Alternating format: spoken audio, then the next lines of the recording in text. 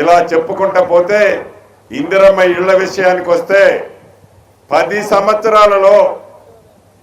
సంవత్సరాలలో ఏ పేదవాడైనా ఒక ఇల్లు కావాలంటే ఎన్నికలు వచ్చినప్పుడు ఆ కేసీఆర్ గారు కేటీఆర్ గారు అప్పుడున్న మంత్రులు టీవీలలో బొమ్మలు చూపించి ఇది ఒక్కసారి మీరు మాకు ఓటేయండి, ఇటువంటి బొమ్మ ఇల్లు మీకు ఇస్తానని చెప్పి మాయమాటలు చెప్పి 2 సార్లు గెలిచి ముఖ్యమంత్రి అయిన పేదోడి కలలాగానే మిగిలిపోయింది. అటువంటిది ఇందిరమ్మ ప్రభుత్వం అంటేనే ఇందిరమ్మ ఇల్లు అంటేనే ఇందిరమ్మ ప్రభుత్వం. మన ప్రభుత్వం వచ్చిన మొదటి విడత రాష్ట్రంలో 4.5 లక్షల ఇల్లు ఇస్తూ ప్రతి ఇంటికి 5 లక్షల రూపాయల చొప్పున 4 విడతలు ఇచ్చే కార్యక్రమం మన పెనపాకకి కూడా 4,500 ఇల్లు ఇచ్చాం.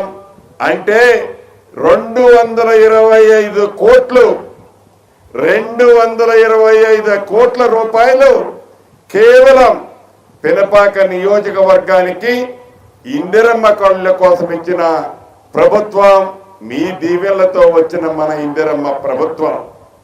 ఇలా చెప్పుకుంటూ పోతే అనేక సంక్షేమ కార్యక్రమాలు ఇస్తున్నాం. ఈ 225 కోట్లే కాదు, ఈ పెనపాక నియోజకవర్గానికి ఇప్పుడు ఇచ్చిన 4,500 ఇళ్లే కాదు, ఇంకా 3 విడతలు ఇస్తాము. ఈ 3 విడతల్లో ఏ ఆడబిడ్డ అయితే పేదవాళ్ళ నుండి ఇందిరమ్మ ఇంటికి అర్హులున్నారో ఇందిరమ్మ ఇంటికి అర్హులున్న ప్రతి పేదవాళ్ళకి అందరికీ ఇల్లు ఇచ్చిన తర్వాతనే మళ్ళీ 3.5 సంవత్సరాల తర్వాత మిమ్మల్ని ఓటు అడగటానికి వస్తాము. ఆ ధైర్యం మీరిచ్చిన ధైర్యమే, మీ దీవెనలే.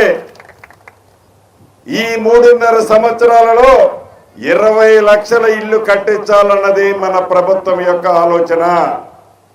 కాబట్టి ఏ ఆడబిడ్డైనా ఇల్లు రాలేదని అసంతృప్తిగానో బాధగానో ఉండవలసిన అవసరం లేదు.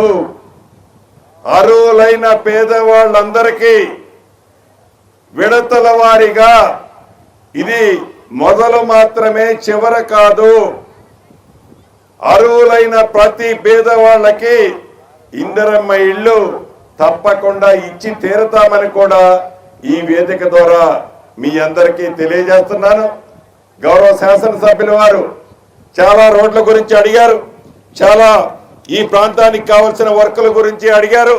అందుట్లో కొన్ని చెప్తాను. ఆలపల్లి అనిసెట్టుపల్లి ఏదైతే 36 కిలోమీటర్లు ఉందో 110 కోట్ల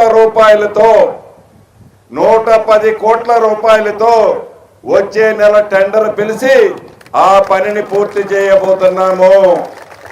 అంతేకాదు రాబోయే రోజుల్లో Regalla to Markodu double road bridge, Alapalli మండలం టు పెద్ద వెంకటాపురం 3 ఫేజ్ కరెంటు మంజూరు. అదే రకంగా ఆలపల్లి కేంద్రానికి ఇక్కడ ఒక జూనియర్ కాలేజీ కావాలని కూడా మిత్రులు ఎమ్మెల్యే గారు అడగటం జరిగింది. తప్పకుండా ఒకసారి నేను అధికారులని గౌరవ కలెక్టర్ గారిని ఆదేశిస్తున్నాను. ఇక్కడ ఎంతమంది స్టూడెంట్స్ వస్తారో 100కి దాటేటట్లయితే తప్పకుండా ఈ గిరిజన ప్రాంతంలో ఒక జూనియర్ కాలేజీని కూడా శాంక్షన్ చేపిస్తాము. అంతేకాదు ఇది గిరిజన ప్రాంతం. 20 సంవత్సరాల క్రితమో 30 సంవత్సరాల క్రితం నుంచో పోడు భూముల మీద ఆధారపడి ఉన్న గిరిజనులు ఉన్నారు. ఎక్కడికి పోయినా పోడు భూములకు సంబంధించిన ఇబ్బందులు ఉన్నాయని నా ఆడబిడ్డలు అన్నదమ్ములు ఆవేదన వెలిపిస్తున్నారు. ఏదైతే పురాతనము నుంచి సాగు